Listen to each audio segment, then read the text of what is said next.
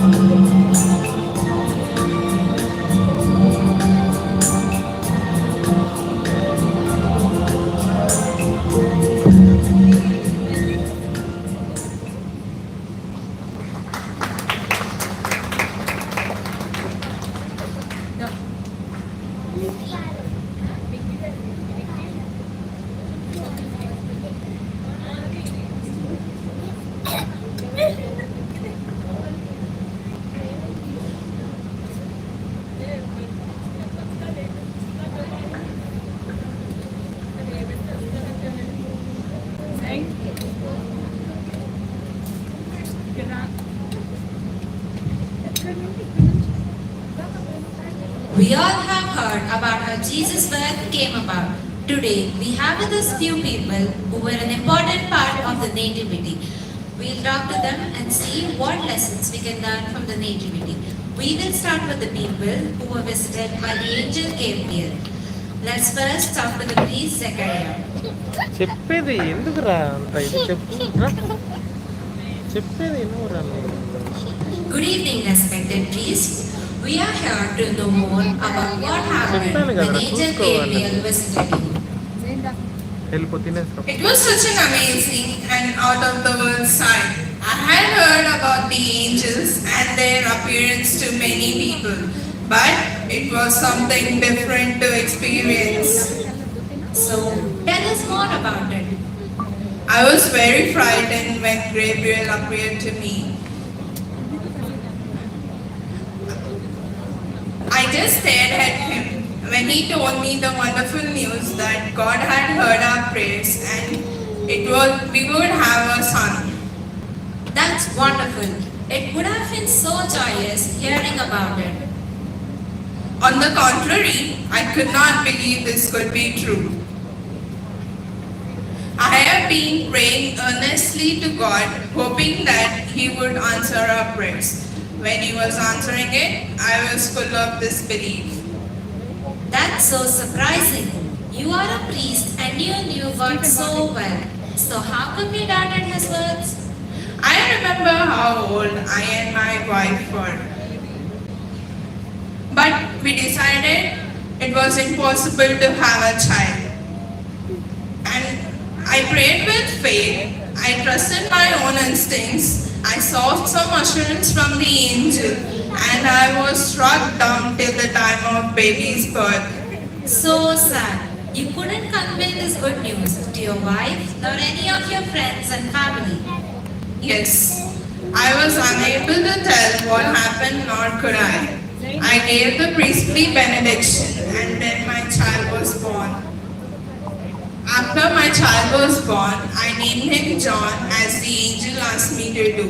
I was once again reminded that we need to have unwavering faith when we pray to God and expect our prayers to be answered.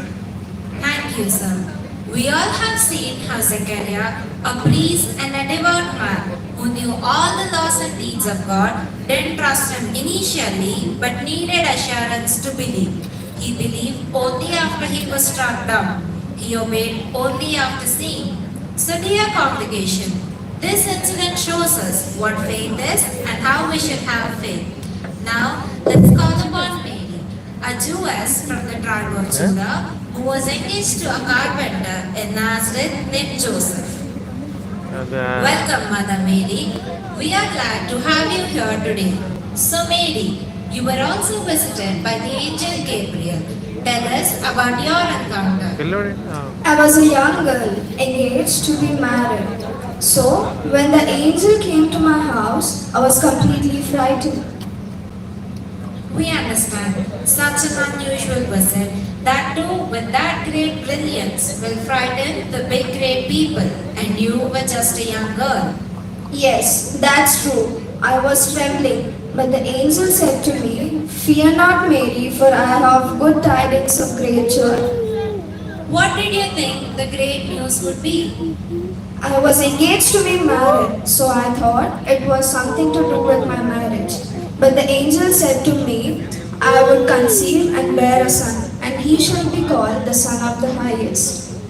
What was it like to hear this unusual news? I was surprised. I did not know how this could happen. So I asked Gabriel how this could happen, for I am not a man. Yes, indeed. And in those times, being a mother before marriage was taboo. As I was a young girl, I knew none of these worldly things. But when I heard it was God's will, I accepted it. And look what happened. My husband did not abandon me. And I am called blessed and had the privilege of being called the mother of God, Jesus. And all this happened because I told the angel, "Behold the maidservant of the Lord, let it be to you according to your word." That's what will happen when you accept God's will. Mary's response was not of disbelief, but a sincere question as to how this would happen. She certainly believed the promise and accepted God's will.